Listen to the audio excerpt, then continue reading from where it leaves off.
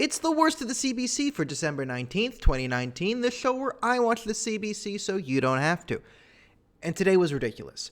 We live in a country where last night, the Prime Minister, the leader of our country, can say to the media that, hey, I had prior intent while committing a criminal action to undermine the judicial system, and by today, it's already at the news cycle. It didn't even make it into the CBC. So, to break down this, so there's two major omissions we're going to talk about, which is them not talking about Trudeau totally admitting to criminal behavior, like serious, not criminal behavior, serious criminal behavior that effectively turns the country into a dictatorship, or could have, and Majid Jowhari being an Iranian asset.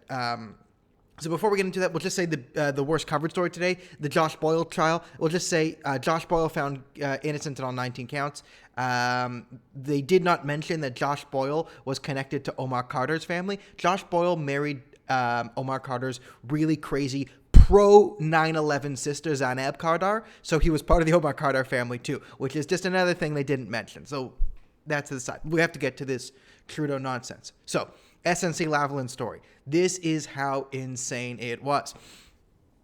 The Justin Trudeau received money to both his personal foundation and through the Liberal Party from SNC-Lavalin, from top executives and from the company. It was found that they were even giving illegal donations that had to give something back. So SNC then personally lobbied Justin Trudeau to create a special law called a DPA that would get them off, essentially, the crime they committed. So because of all the felonies they committed in Libya, if they were convicted of a felony, supposedly they would not be able to bid on federal contracts for 10 years. And that was the big story, right? They wouldn't be able to get money handed to them for free by Trudeau's Liberals. So this is why he created a new special law for them.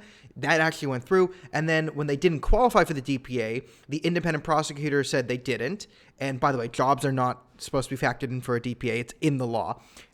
He then tried to pressure the Attorney General to override the law. She said no. And by the way, you cannot pressure the Attorney General or the judicial system if you are the Prime Minister. It is explicitly illegal in the Constitution because, again, the separation of powers in Canada is so very weak because the powers of the executive, the Prime Minister's office, are concentrated within the legislative too. It's like if Mitch McConnell and Donald Trump were the same person. Like that's how much power the Prime Minister wields. Like the Canadian Prime Minister wields more power comparatively than the American president.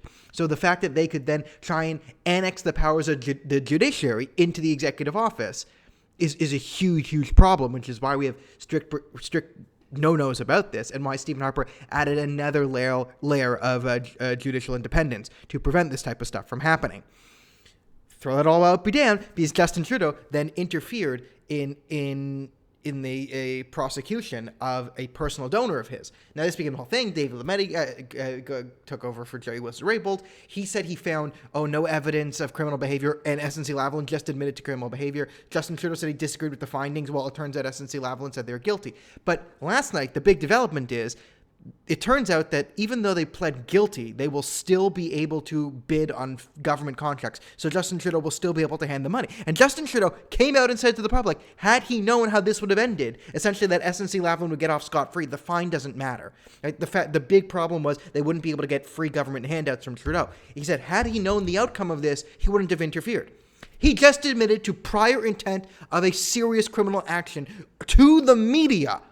And all we're talking about is Trump. Like, literally, this is not a story, and we're talking about vaping on the CBC. We're still panicking over vaping, which means, kids, this show is brought to you by vaping. Put down your computers right now. What are you doing right now listening to me? Kids, stop worrying about the future of our country, stop learning things about politics, and get outside and start vaping, okay?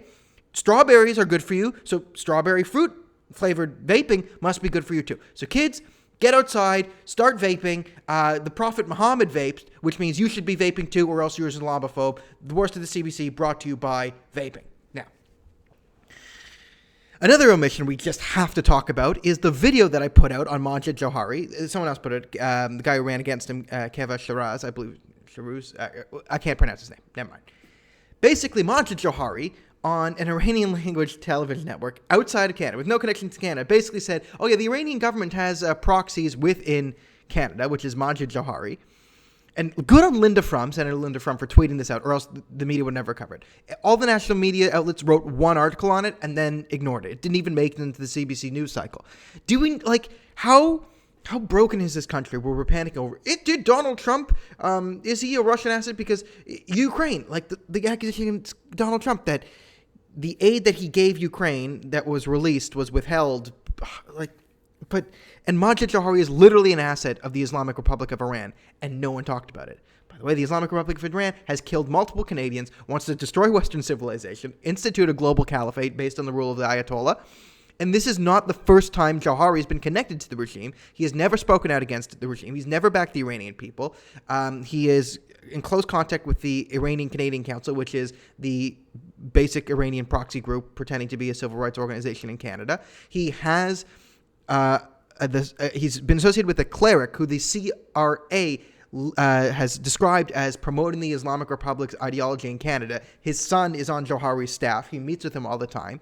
He has had clandestine meetings that he did not announce with Iranian parliamentarians, which you cannot do. So there's a growing pile of evidence that Majid Jowhari, Liberal MP of Richmond Hill, is an asset of the Islamic Republic. Even other Liberals, like Reza Moradi, who was an MPP in Ontario, he was a Liberal, came out and wrote a letter saying you can't vote for Jowhari because of his associations with Iran. And this was another Iranian Liberal who said, no, this guy's part of the regime. You can't vote for him. I can't, as a Liberal, vote for him.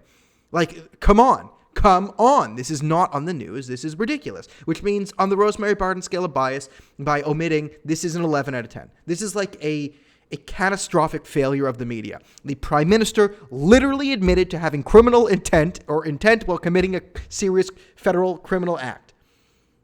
And it's 2 days, and it's not even the news cycle. This is why the media is corrupt. This is Exhibit A, why the Canadian media needs to be torn down from the roots, and this is why you should all be watching this show and donate to the Patreon, the PayPal, whatever. Just, give me the blood of your children, whatever it is. Let's do it.